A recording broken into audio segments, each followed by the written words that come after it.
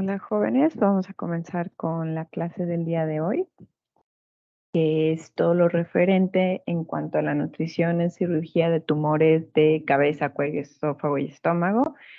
En términos generales, como toda la primer parte, ¿no? De lo que es el tubo digestivo.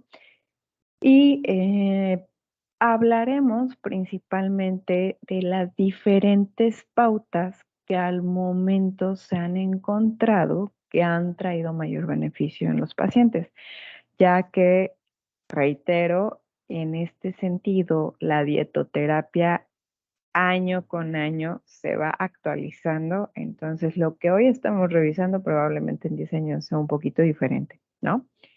Anteriormente, en la clase pasada, estábamos revisando algunas pautas muy básicas en cuanto a lo que es la disfagia, la esofagitis, la gastritis y la úlcera, que justamente son patologías que si avanzan, ¿no? Llevan consecuentemente la aparición de un proceso cancerígeno.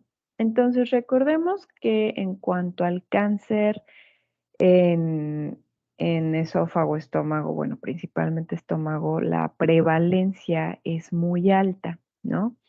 Entonces, derivado de esto, pues es que debemos de considerar que se pueden presentar diferentes alteraciones. Dependiendo de la alteración, será el tratamiento, porque la verdad es que la gama aquí es muy amplia, ¿no? Entonces, en este sentido, el tratamiento de los tumores sí o sí necesariamente debe de ser de forma multidisciplinar. Obviamente implica cirugía, radioterapia o quimioterapia, dependiendo, pero hablamos siempre de un tratamiento médico, nutricio, indudablemente, y, por ejemplo, también hablar de algunas cuestiones que engloban lo que es el estilo de vida, que es el control de ciertos factores de riesgo, principalmente el alcohol y el tabaco. Dentro de lo que es la aproximación nutricia, recuerden que existe toda una evaluación del estado nutricional. Sin embargo, aquí es importante considerar una aproximación sencilla a través de lo que es el uso del índice de la masa corporal, donde podemos clasificar a los pacientes con tumores de cabeza y cuello en diferentes categorías, pacientes con sobrepeso, peso estable y desnutridos, porque a partir de la categoría en la cual nosotros estemos ubicando al paciente, serán las pautas. Entonces, en los pacientes que están presentando sobrepeso, es importante que se detecten y se corrijan los errores nutricionales para poder revertir las consecuencias de este exceso ponderal, y que en la mayoría de los casos es un factor de riesgo porque puede haber situaciones, ¿no? Que compliquen el periodo operatorio. En los pacientes que tienen un peso estable es importante que se oriente al paciente, sobre todo para que logre mantener una alimentación equilibrada y adaptada en cantidad, calidad y texturas a las características del paciente en el proceso tumoral que estemos hablando en cuestión. Mejor dicho, el proceso cancerígeno. Y aquí reitero, es importante que si el paciente tiene ciertos hábitos que son factor de riesgo, como el tabaquismo y el alcohol, se exhorte a que lo retiren de su día a día. En el grupo de lo que es pacientes que tienen desnutrición, se necesita abordar una serie de problemas como puede ser si hay o no malabsorción, si hay un proceso de disfagia. Recuerden, de hecho, que en el cáncer es muy característico que hay disfagia. También la disminución del aporte nutricional que se esté dando derivado de las molestias. Y en caso de que la vía oral no se esté utilizando, hay que actuar pronto para poder emplear lo que es la vía enteral a través de sondas, ¿no? Más adelante, en la unidad correspondiente, revisaremos los diferentes tipos de sonda, por ejemplo, la nasogástrica, la gastrostomía o una yeyunostomía. Entonces, adicional al tratamiento, es necesario complementar con lo que son las terapias anestésicas. ¿Por qué? Porque normalmente cursan con mucha molestia, que trae como consecuencia una baja ingesta nutricia, afectan el estado de nutrición, entonces el problema se va haciendo aún más grande, retrasamos los tiempos de poder hacer alguna intervención como quirúrgica y entonces se traduce en un peor pronóstico para el paciente. Una vez que el paciente ya ha sido intervenido, el objetivo principalmente es garantizar un aporte calórico proteico que esté adecuado para que el cuerpo se pueda recuperar, mejore la cicatrización y disminuya el catabolismo posquirúrgico. Entonces, siempre y cuando el tubo digestivo sea funcional, la vía de administración ideal será la vía oral o enteral, ¿no? Muchas veces cuando hablamos de intervención, pues hablamos de que quizá la vía oral está limitada, por lo tanto tenemos que escoger la vía oral, enteral, perdón. Entonces, aquí se debe estar valorando frecuentemente lo que viene siendo la tolerancia a la sonda nasogástrica o gastrostomía, dependiendo, ¿no? Y también la tolerancia a la fórmula nutricional, lo cual, pues bueno, lo podremos ir corroborando con cuántas deposiciones está teniendo el paciente, si está la sensación de plenitud. Sin embargo, ahorita no nos centremos en esto, lo importante es destacar que componentes tan sencillos como el índice de masa corporal nos permite estratificar a los pacientes para poder seleccionar las pautas correspondientes a la categoría en la cual se encuentre. Dentro de las cirugías que tenemos, entonces son varias dependiendo la afección que se esté presentando. Por ejemplo, en lo que es el caso de que el paciente, al paciente se le haya realizado una dilatación esofágica, es decir, cambiar, ¿no?, el tamaño del esófago para permitir el paso de los alimentos, se puede optar por una alimentación oral temprana con modificaciones correspondientes en lo que es la textura. Si se hace alguna prótesis esofágica, primeramente hay que asegurar, garantizar que la prótesis esté en el sitio que debe de estar para poder dar pie al comienzo de una dieta líquida y progresivamente administrar una dieta de textura mixta. Si se hizo una amigdalectomía, bueno, la famosa operación de que nos quitan las amígdalas, empezamos con bebidas frías y hacemos una transición rápida a una dieta líquida, posteriormente a una dieta sólida, pero adaptando la consistencia de los alimentos sólidos.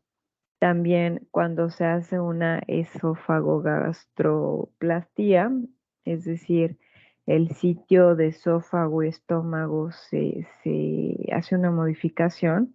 Ahorita les voy a hacer una aclaración, nada más dejen que no se me vaya la idea. Eh, Aquí el abordaje nutricional es más que nada a partir de la nutrición parenteral o enteral, dependiendo, ¿no?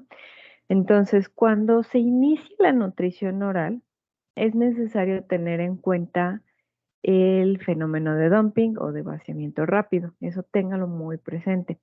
Y en esta situación, bajo ese supuesto de que se esté presentando el fenómeno de dumping, es necesario fraccionar las tomas y evitar el mezclar las diferentes consistencias. Por ejemplo, mezclar líquido y sólido y también considerar las temperaturas. Regresando al punto que les quería mencionar, en este punto podremos colocar nosotros, no es relacionado con cáncer, pero va de la mano, lo que son las operaciones que se realizan para lo que es el tratamiento de obesidad mórbida. De hecho, más adelante se los llegaré a mencionar, ¿no? Todas las complicaciones nutricionales que conlleva para un paciente ese tipo de operaciones y donde realmente hay que cuestionarnos, ¿no? El costo-beneficio. Ahí es por una cuestión diferente a hablar de cáncer, estarán de acuerdo. Entonces, regresando aquí al punto, ¿no? A las operaciones que muchas veces se pueden hacer derivadas de un cáncer, podemos hablar de la faringolarectomía, ay, perdón, faringolaringectomía total o bien que se haga una resección esofágica y trasplante del intestino. Entonces, ahorita que les estoy mencionando el nombre, a ver, pensemos, si hay una resección del esófago y se trasplanta intestino, entonces sí o sí implica lo que es el uso de una nutrición enteral, ¿no? Y que de hecho en algunos casos conlleva el uso de la nutrición parenteral. Antes de que demos pie a la nutrición oral en esta situación, la modificación de la textura es necesaria y también se debe de asegurar que no tengamos un proceso de anastomosis. Recuerden que es una formación anormal ahí entre tejidos, ¿no?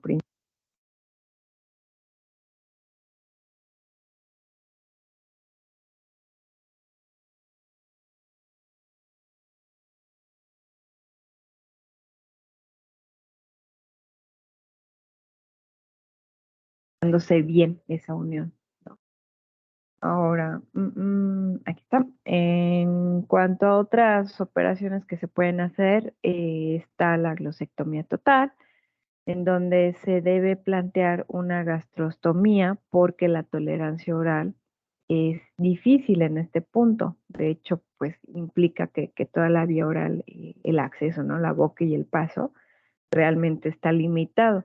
Entonces, aquí es muy usual que el paciente necesita una nutrición mixta con alimentos que tengan una consistencia fluida y una nutrición enteral a través de diferentes vías para que se logren alcanzar los requerimientos necesarios. También podemos hablar de una glosectomía parcial, que el nombre nos está orientando, y en función del tamaño de la resección y del edema residual en lengua, la tolerancia puede ser rápida siempre y cuando los alimentos tengan la textura modificada. Ahora, en cualquier procedimiento realizado en la laringe, sea una laringectomía total, parcial, subtotal, se inicia con la nutrición enteral y se hace la progresión a la nutrición oral, dependiendo si fue total, parcial o subtotal. Entonces, aquí cuando se inicia lo que es la nutrición oral, es importante que se inicie la deglución con alimentos que tengan consistencia cremosa o, por ejemplo, como coloide, como la gelatina, y mantener una nutrición enteral nocturna en una cantidad aproximadamente de un 50% de lo recibido en 24 horas hasta que la tolerancia oral sea completa. Sin embargo, aquí no es la intención que se queden con el mensaje de o con el estrés de pensar cómo lo voy a determinar, porque más adelante hablaremos exclusivamente de nutrición enteral y parenteral. Entonces, repito, aquí el objetivo principalmente es que ustedes ubiquen los procedimientos quirúrgicos y las pautas a grandes rasgos. Es necesario tener también en cuenta diversos factores en el tratamiento nutricio postquirúrgico, como el hablar de cuál fue la extensión de la cirugía, cuáles órganos responsables de la deglución se afectaron por el procedimiento quirúrgico, existió o no alteración en la percepción sensitiva en la zona intervenida y si existen déficits del movimiento muscular, por ejemplo, para la propulsión. Entonces, deben de estar 100% seguros, bueno, ahí ustedes realmente no lo van a venir haciendo, ¿no? Más bien es tener el visto bueno por el área médica de que se está logrando una deglución satisfactoria y hay una tos eficaz antes de iniciar la tolerancia oral. Por ahí les vendrá la duda, bueno, pero la tos, ¿qué tiene que ver en esta situación? Recordemos que cuando puede existir un mal paso del alimento hacia el esófago, ¿no? Que se desvíe, pues justo la tos es lo que nos va a ayudar a que no se dirija a lo que es la vía respiratoria. Ay, perdón, ya les quiero cambiar la diapositiva. Nada más mencionar a grandes rasgos, muy probablemente la vamos a estar mencionando en toda la experiencia educativa. La arginina es un aminoácido semiesencial, sobre todo en lo que son las situaciones de hipermetabolismo porque estimula la inmunidad celular, reduce las pérdidas musculares y de nitrógeno, estimula la síntesis de proteínas y dona nitrógeno para lo que es la síntesis del óxido nítrico. Entonces, los efectos benéficos de suplementar o garantizar el aporte correcto de la arginina se observan beneficios incluso en meses, ¿no? Posoperatorios. Y adicional, se hacen más evidentes cuando en la suplementación se considera el omega 3 y arginina. Entonces, ahora sí, continuando en esta parte, los pacientes que presentan disfagia deben de recibir dietas con modificación de la textura de manera gradual. Aquí ya lo podemos mencionar un poquito más a detalle con conocimiento de causa anterior de todo lo que implica la disfagia. Entonces, en una primera fase se pueden administrar únicamente purés, los cuales deben de tener una consistencia un tanto espesa. Estaremos hablando de que sean purés con una energía considerable y un volumen pequeño. En esta fase no se permiten los líquidos como el agua. En la segunda fase se permiten purés más claros con algunas bebidas, sin embargo, aún no se permite el consumo de agua. En la tercera fase se incluyen los purés anteriores que tienen una consistencia más clara, más algunos alimentos, por ejemplo, los huevos en el estilo que el paciente lo tolere. Ojo, aquí no se les va a ocurrir un huevo frito, ¿verdad? También pescados, de preferencia cocidos, y vegetales o frutas sin la cáscara y bien cociditos. En la cuarta fase podemos ya incluir líquidos y sólidos excepto aquellos alimentos que tienen una consistencia granulada, tal es el caso del arroz, que es como el más frecuente, ¿no? O el maíz, pues bueno, aquí los granitos del elote. Por último, en la quinta fase se administra lo más posible y lo más semejante a lo que es una dieta normal. Entonces, como estamos hablando de cáncer, pues bueno, por un lado va la disfagia, que es un imperdible en este tipo de procesos. Otro aspecto fundamental es el efecto secundario del tratamiento médico.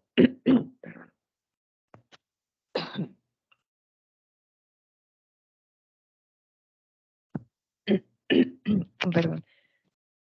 Como es el caso de la quimioterapia.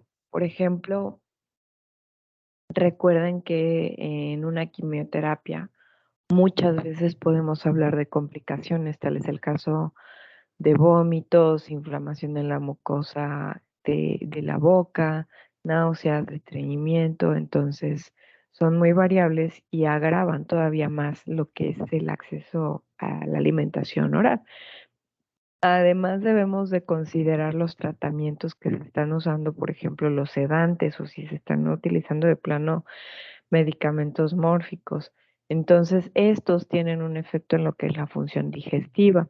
En otras situaciones también el uso de antieméticos puede hacer puede alterar, ¿no? Algunas funciones como lo que es la sensación del apetito normal. Entonces, bajo estas situaciones, además de hacer las modificaciones pertinentes en la textura de la dieta, estaremos hablando de las tomas, hacer fracciones a lo largo de todo el día, de 5 a 7 tomas, elegir aquellos alimentos que el paciente prefiera, con una presentación atractiva y preferir aquellos alimentos hipercalóricos. También evitar situaciones como es el caso de un estreñimiento, ¿no? Entonces, esto se complementa con lo que es la actividad física bajo la supervisión médica, obviamente, el líquido que se esté tomando. Si hay diarrea, pues estar evitando la deshidratación y el suplementar electrolitos, ¿no? Si es necesario. Y un aspecto que no podemos pasar por alto es la prevención. Por ejemplo, si existen alimentos que tienen un alto riesgo bacteriológico, ¿no? Cuando el paciente está teniendo algún problema con el tránsito intestinal.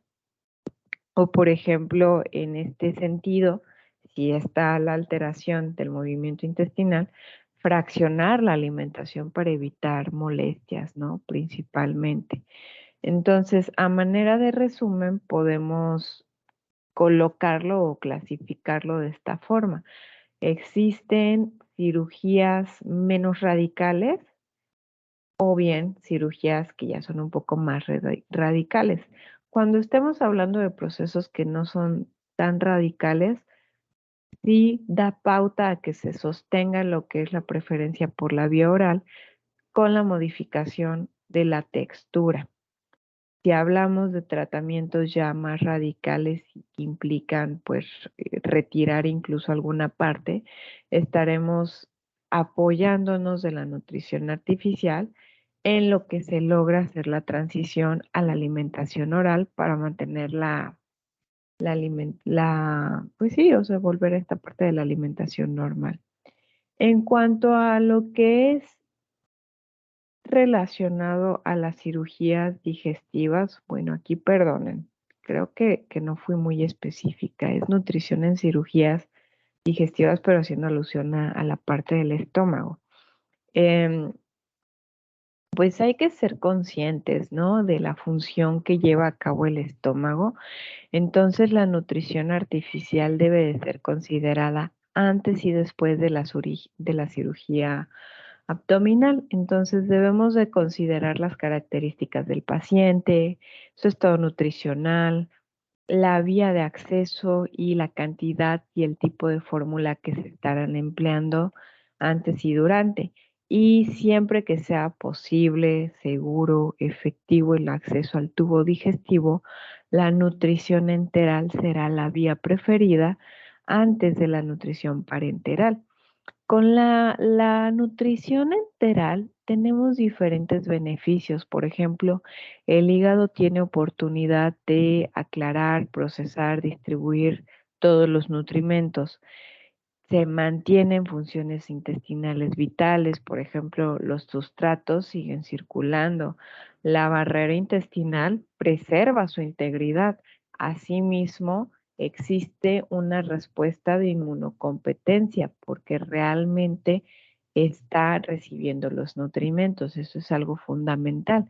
La nutrición enteral precoz es, de hecho, más fisiológica porque evita las alteraciones morfológicas y funcionales del intestino. Al final de cuentas, una operación es una agresión, ¿no? Entonces veíamos muy al inicio todo lo que supone una agresión en el cuerpo. Entonces, adicional, se ha observado que la pérdida de proteínas sobre todo pues las proteínas musculares, ¿no? Es más pequeña, mejora el balance nitrogenado y pues esto se traduce en que se reducen complicaciones infecciosas, disminuye el tiempo de hospitalización, el paciente tiene un menor deterioro en su estado nutricional. Existen diferentes pautas nutricionales dependiendo las guías de práctica clínica. De hecho, pues ahí dependerá, ¿no? La institución en la cual ustedes vayan en algún momento dado, donde quizá observen semejanza, quizá son un poco más conservadores, pero aquí estas guías que estamos revisando son sobre todo de las guías de nutrición enteral de la Sociedad Europea de Nutrición Enteral y Parenteral, ¿no? Entonces, aquí, por ejemplo, en el periodo preoperatorio, se recomienda que se utilice el tratamiento nutricional en enfermos con un riesgo nutricional grave de 10 a 14 días antes de la cirugía mayor, incluso aunque esto se traduzca en un retraso de la cirugía. Entonces, aquí existe una serie de requisitos: que el paciente haya tenido una pérdida del 10 al 15% en 6 meses o un bajo índice de masa corporal. También dependiendo si se está utilizando, por ahí recuerden la desnutrición hospitalaria y que mencionaba un cuestionario de la valoración global subjetiva. Entonces, si esta prueba sale alterada o bien la albúmina es inferior a 3 gramos sobre decilitros sin alteración de riñón o de hígado. Entonces, otra pauta es comenzar con el tratamiento nutricional inmediatamente y hacer posible utilizando un acceso enteral en aquellas personas que no presentan desnutrición evidente, en donde se prevea que la ingesta oral no sea posible durante más de 7 días. También en aquellos pacientes que no puedan mantener una ingesta oral cercana al 60% de los aportes recomendados, es decir, lo que ellos requieren durante más de 10 días. También recomiendan considerar la combinación de nutrición enteral y parenteral en aquellas personas que no puedan cubrir sus requerimientos nutricionales por el acceso oral, perdón, enteral. Al menos aquí igual refiriéndonos al 60% de las necesidades estimadas. También contraindicar la nutrición enteral cuando estemos ante una obstrucción intestinal en cualquier nivel o bien el paciente esté en shock o se esté presentando una isquemia intestinal por obvias razones, que el tubo digestivo no está en condiciones de poder aprovechar los nutrimentos. Adicionalmente, aquí podremos mencionar también lo que es el potenciar el consumo de suplementos nutricionales en aquellos pacientes que no alcancen sus requerimientos nutricionales con la alimentación. Entonces, por esa situación les estaba mencionando la arginina, también el omega 3. De pronto empiezan a existir más nutrimentos: zinc, selenio, magnesio. La lista es muy amplia porque se han observado mejorías, incluso algunas vitaminas, ¿no? Que llegan a ser frecuentes en este tipo de situaciones que estén alteradas, ¿no? Un déficit, las vitaminas del complejo B, el hierro, vitamina C, entre otros. Por un lado, que existe un déficit y por el otro lado, pues el estado de hipermetabolismo. También se considera el administrar la nutrición enteral preoperatoria antes incluso del ingreso hospitalario en aquellos pacientes que no tienen mayor complicación. Y el ayuno preoperatorio a partir de la medianoche no llega a ser requerido en la mayoría de los pacientes porque los enfermos en espera de cirugía y sin riesgos específicos de aspiración todavía pueden tomar líquidos claros hasta 2 horas antes de la anestesia y los alimentos sólidos se pueden ingerir hasta 6 horas antes de la anestesia.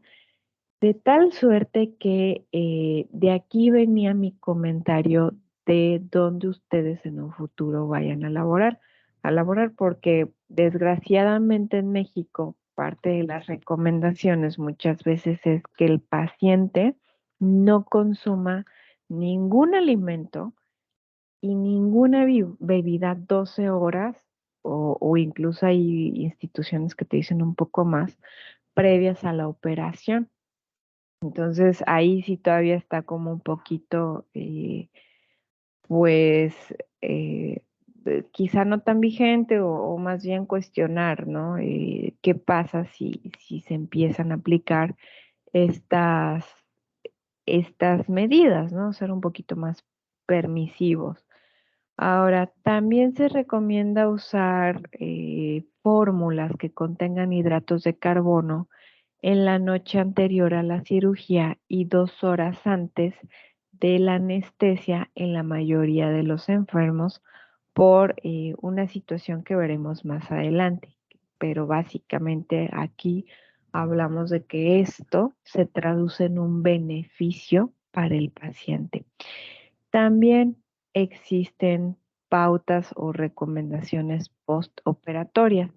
Entonces, igual, con base a las guías de nutrición enteral de la Sociedad Europea de Nutrición Enteral y Parenteral, existen algunas pautas como la alimentación normal o la nutrición por vía enteral tras la cirugía digestiva se dé inicio de forma precoz por el beneficio que estábamos revisando en su momento de la desnutrición, ¿no? Y la nutrición enteral precoz, que tiene un beneficio.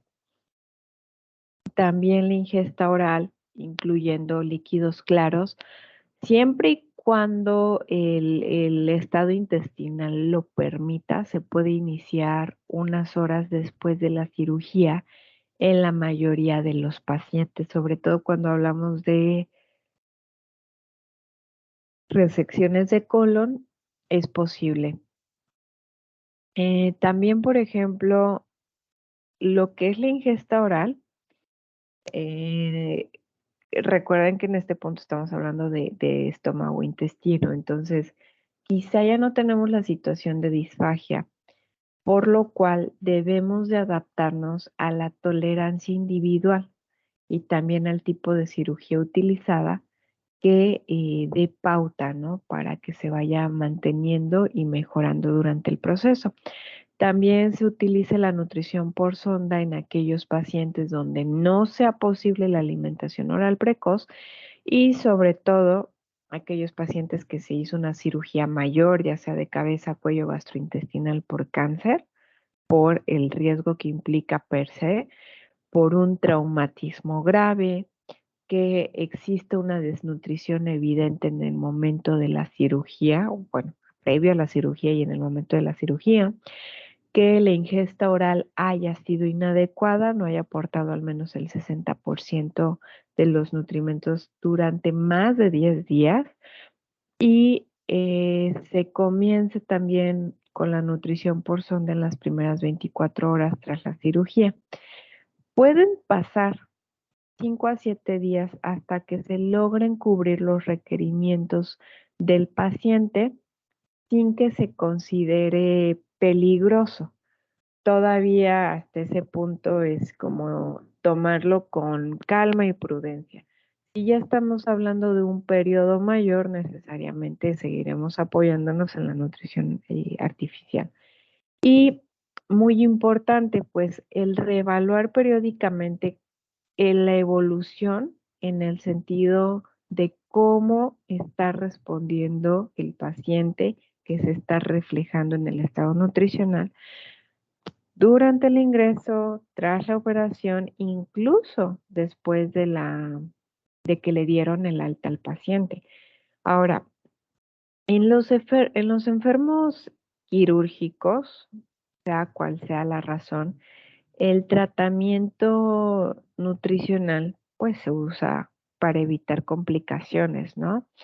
Y en dos sentidos, las complicaciones por desnutrición y las complicaciones posquirúrgicas. Entonces, la mejoría de la pérdida de peso sola o combinada con otro parámetro de laboratorio es el objetivo terapéutico para prevenir las complicaciones posoperatorias. Recordemos ahí y lo podemos colocar en una situación que ya tenemos ahorita más conocimiento. El paciente ingresó por cáncer de estómago, probablemente. Se hace toda la evaluación previa a la cirugía.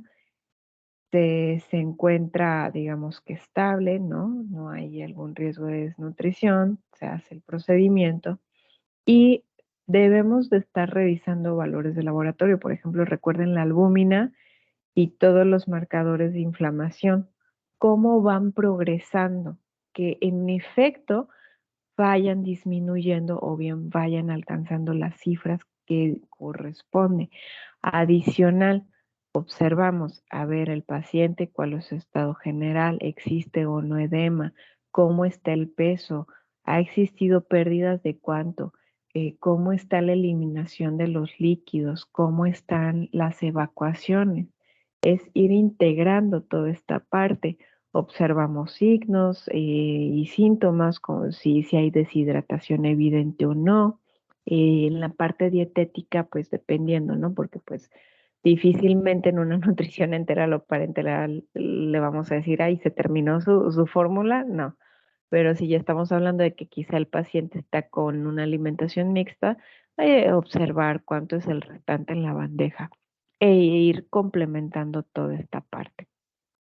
Ahora, para tenerlo igual relacionado o que no perdamos esta parte de integración con los demás temas que hemos estado revisando, existe una evidencia sobre la importancia del aporte de hidratos de carbono en el periodo preoperatorio, porque la dieta absoluta estricta desde la noche antes de la cirugía normalmente se manejaba para garantizar que el estómago estuviese libre de contenido en el momento de la anestesia principalmente.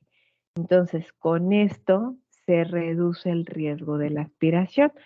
Sin embargo, ustedes saben que la evidencia clínica va muy rápido. En los últimos años, varios estudios se han cuestionado si realmente se necesita un periodo de ayuno preoperatorio tan prolongado y si se podría interrumpir este ayuno sin poner en peligro la vida del paciente, pues, en esta situación, ¿no? Un riesgo de aspiración. Entonces, la operación, reitero, es una agresión quirúrgica. Entonces, por ahí desempolvamos ahorita lo que estamos viendo, qué pasa en el estado de agresión.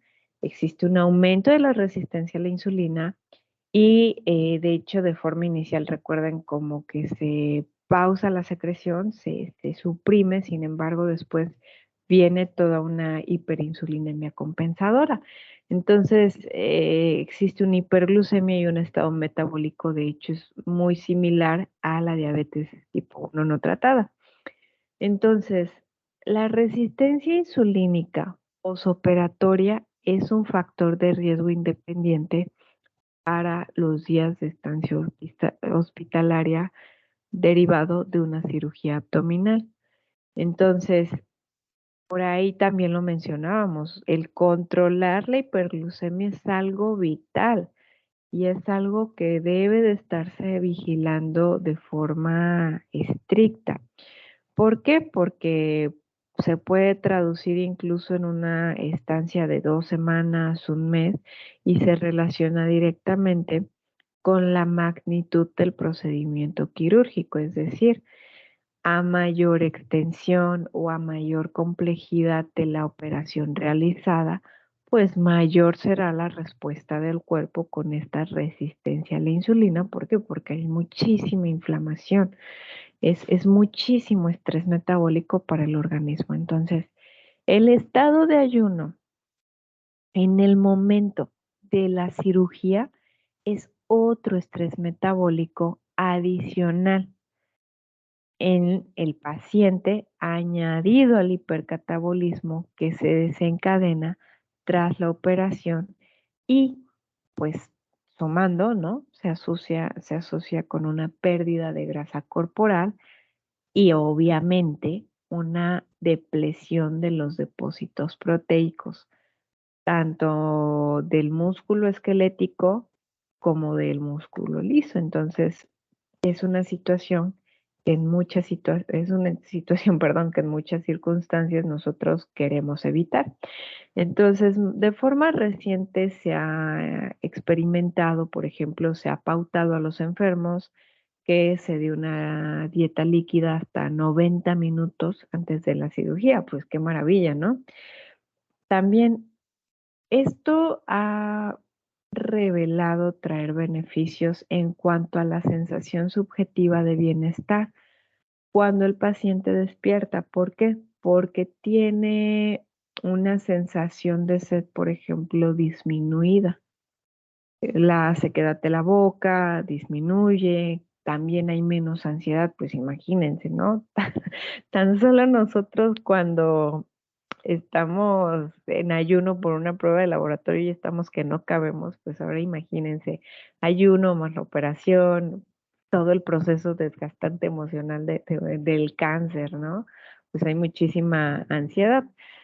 Es subjetivo, reitero, pero el paciente se siente bien. En cuestión de los beneficios metabólicos, pues realmente hay pocos, más bien hay que estar atentos a la regulación. Ahora, el aportar una sobrecarga de glucosa por vía oral puede enlentecer el vaciamiento gástrico por la alta osmolaridad. Entonces, en esa situación puede suponer un riesgo de aspiración. Sin embargo, se puede hacer un aporte oral de una bebida isosmolar, ¿no? De hidratos de carbono, previo a la cirugía, incluso 3 horas antes de la anestesia, para atenuar la respuesta metabólica posoperatoria. Entonces se traduce en, sí, habrá una resistencia a la insulina indudablemente, pero será menor la respuesta. Entonces se traduce también en un mejor control glucémico. El paciente tiene esta sensación subjetiva de bienestar, menos malestar posoperatorio, menor sensación de hambre y de sed, menor ansiedad y el tiempo posoperatorio de recuperación disminuye principalmente. Entonces, la estancia hospitalaria es más cortita, ¿no? Hay una tendencia de que la recuperación intestinal sea más rápida y entonces pues el paciente llegue a hacer esta progresión de la nutrición enteral a la nutrición oral en su totalidad sin mayor complicación. Entonces, principalmente aquí es esta cuestión, ¿no? Empezar a familiarizarnos con lo que es el hablar nutrición enteral y parenteral. En cuanto a las consistencias, ahorita no haré como tanto hincapié, porque principalmente tendremos como una pequeña práctica donde haremos estas adaptaciones en casita, ¿no? Entonces, ahorita es como igual recordar de base la parte teórica, ir integrando lo que platicábamos de la respuesta a la agresión, la respuesta al ayuno, la respuesta en la nutrición, porque si los observamos por separado, de pronto no nos queda como tan claro. Ahorita ya les hace más sentido y es más sencilla la explicación. Ahora, chicos, de actividad se van a llevar únicamente una lectura. De hecho, está muy amigable, muy bonita esta revisión del síndrome de dumping. Ya lo habíamos revisado en su momento en lo que es la materia anterior de fisiopatología. Sin embargo, es un complemento y que de hecho para ustedes es visualmente más atractivo y más amigable. Esta lectura ahorita vamos a irla adelantando para temas posteriores, porque al final de cuentas, pues todo está relacionado, ¿no? Principalmente. Entonces, chicos, pues de momento es breve la sesión, es lo principal, y nos estaremos viendo de nueva cuenta en el horario y día que nos corresponde el siguiente sábado 21. Sin embargo, saben que cualquier duda o eventualidad que presenten, estoy pendiente de ustedes por un mensajito, ¿de acuerdo? Que estén muy bien, cuídense muchísimo.